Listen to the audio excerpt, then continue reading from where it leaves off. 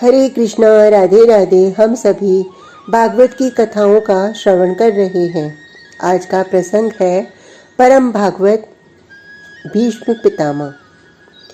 बेचैन है युधिष्ठिर, उनको रात रात भर आजकल नींद नहीं आती। कारण महाभारत युद्ध। कितने लोग मरे, कितनी नारियां विधवा हो गईं, कितने बालक अनाथ हो गए। अभी भी युधिष्ठिर के कानों में चीख पुकार चल रही है। कोई रो रहा है तो कोई चीख रहा है। जिधर देखो उधर रक्त ही रक्त दिखाई देता है। फिर स्वयं का सम्मान, कोई जयकारा लगा रहा है, हस्तिनापुर नरेश महाराज युधिष्ठिर की जय। कोई पुष्प चढ़ा रहा है, किंतु इन सब में युवा कोई नहीं। हस्तिनापुर का युवा कहाँ गया? राजा युधिष्ठिर पूछते हैं। नए राजा का स्वागत हस्तिनापुर में इस तरह? विधवा नारियां हैं या बड़े बूढ़े लोग? बस युवक कहाँ? सब मारे जा चुके हैं। हे युधिष्ठिर, तुम्हारे महाभारत युद्ध ने युवाओं को लील लिया है। अब यही तुम राज करो। इन्हीं विधवाओं और वृद्धों के मध्य अपना राज्य चलाओ। ओह, हिलकियां छूट गई युधिष्ठिर के। ये मैंने क्या किया? ये मुझसे क्या अनर्थ हो गया? युधिष्ठिर पागल हो उठे हैं। इन्हें चैन नहीं, न नींद है। इन्होंने इतना बड़ा युद्ध जीता है, फिर भी इनको शांति नहीं। कौन मुझे इस दुख के क्षणों से बाहर निकालेगा? कौन मुझे सहारा देगा? या कौन मेरी सुनेगा, समझेगा? युधिष्ठिर इन मोहग्रस्त विचारों में डूबे थे कि तभी इनके मन में श्री कृष्ण आए। ओह, मैं भी कहाँ? जब साथ हैं श्री कृष्ण तो क्या चिंता। युधिष्ठिर उस समय अर्धरात्रि थी।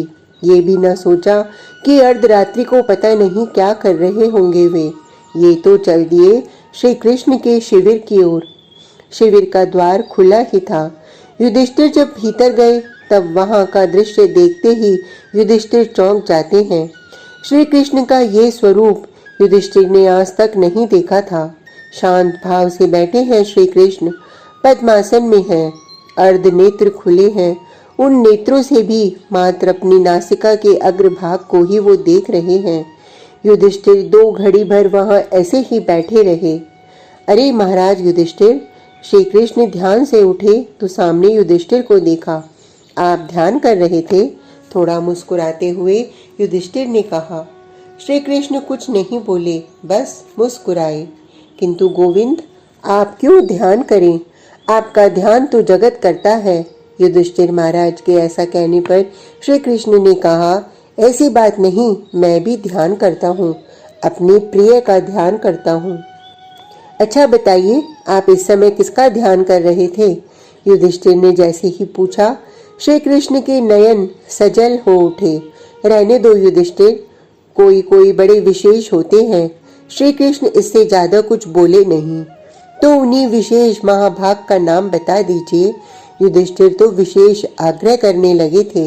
तब नेत्रों से अश्रु बह चले गोविंद के। भीष्म पितामह। युधिष्ठिर, वो महाभाग है भीष्म पितामह। पता है बाणों की शैया में है, किंतु मेरा ध्यान उनके मन में निरंतर बना है। दुख के कारण नहीं, मेरे प्रति प्रेम है इसलिए। हे युधिष्ठिर, वो मर जाते कब के, लेकिन उन्होंने अपने प्राणों को रोक रखा है। पता है क्यों? युधिष्ठिर ने पूछा। क्यों? क्योंकि मुझे बिना देखे वो अपने प्राण त्यागेंगे नहीं। श्री कृष्ण भावुक हो उठे, लेकिन युधिष्ठिर को विशेष मतलब नहीं है।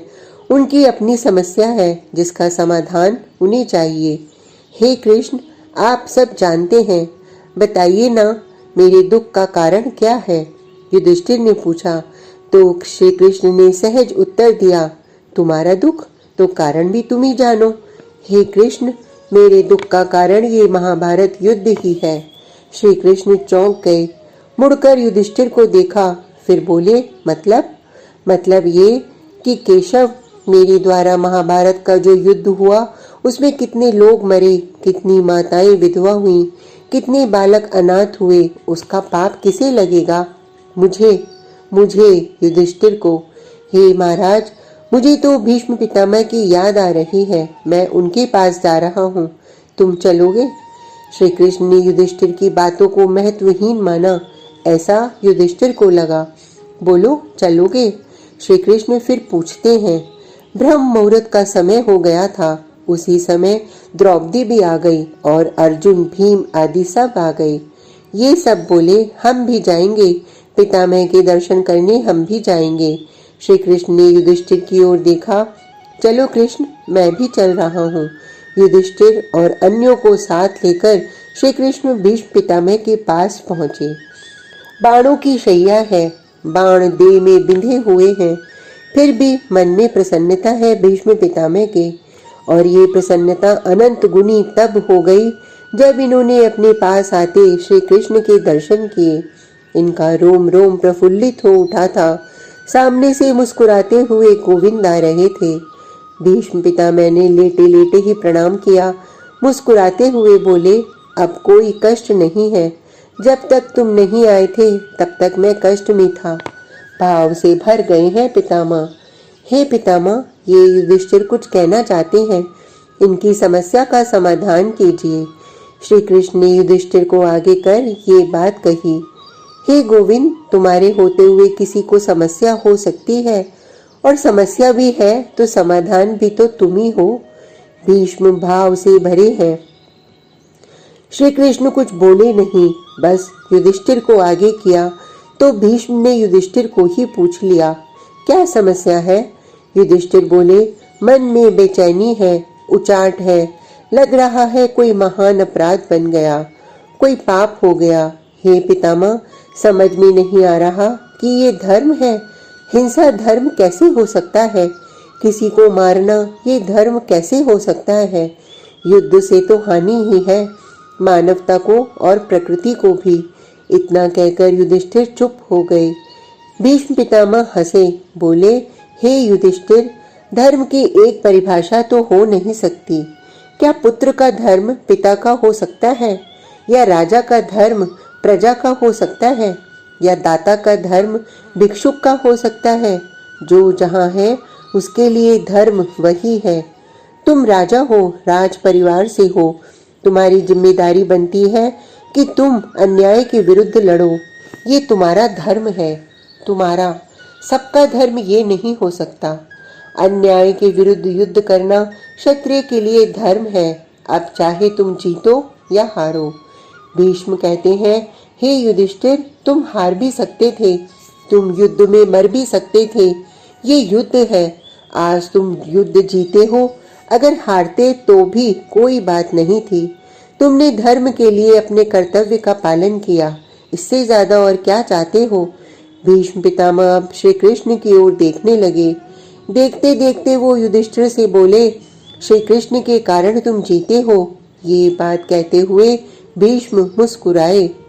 बात अपने ऊपर लोगे, कर्ता भाव अपनाओगे तो पाप पुण्य के भागी बनोगे। अरे युधिष्ठिर, क्यों कर्ता भाव अपना रहे हो? सब कुछ करने वाला ये है, इसकी ओर देखो। ये मुस्कुराता है तो सृष्टि बन जाती है, और ये थोड़ी भी भ्रुकुटी टेढ़ी कर लेता है तो प्रलय आ जाता है। तुम क्यों अपने को कर्ता मानते हो? भीष्म पितामह कहते हैं, देखो, अपनी बुद्धि इस श्याम सुंदर को दे दो, यही सबसे ठीक रहेगा। अपनी बुद्धि इसे दे दो। मैंने तो दिया है। कितना सुंदर है ये।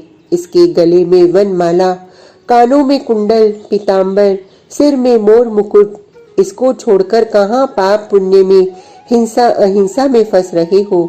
इसमें फंसो, इसके घुंघराली लटों में फंसो। तुम्हारा मन टेढ़ा है ना, तो कोई बात नहीं, ये श्याम सुंदर तुम्हारे मन से भी टेढ़ा है। अपने मन को इसी में लगाओ। ये स्वामियों का भी परम स्वामी है, किंतु सेवकों का तो ये सेवक है। तुम्हारे लिए इस श्याम सुंदर ने अपनी प्रतिज्ञा तोड़ दी, अपने हाथों में रथ का चक्र उठा लिया और मुझे मारने के लिए दौड़ी। आहा, वो झांकी मैं भुला नहीं पा रहा युधिष्ठिर। ये कहते हुए भीष्म पितामह भाव से भर जाते हैं। उनका हृदय श्री कृष्ण प्रेम से भर गया। उनके नेत्रों से अश्रु बहने लगे। भीष्म पितामह दर्शन करते हैं श्री कृष्ण के, और दर्शन करते करते वो अपने प्राणों को त्याग देते हैं।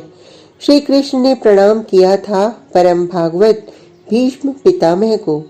आज का प्रसंग इतना ही। कल तक के लिए हरे कृष्णा, राधे राधे।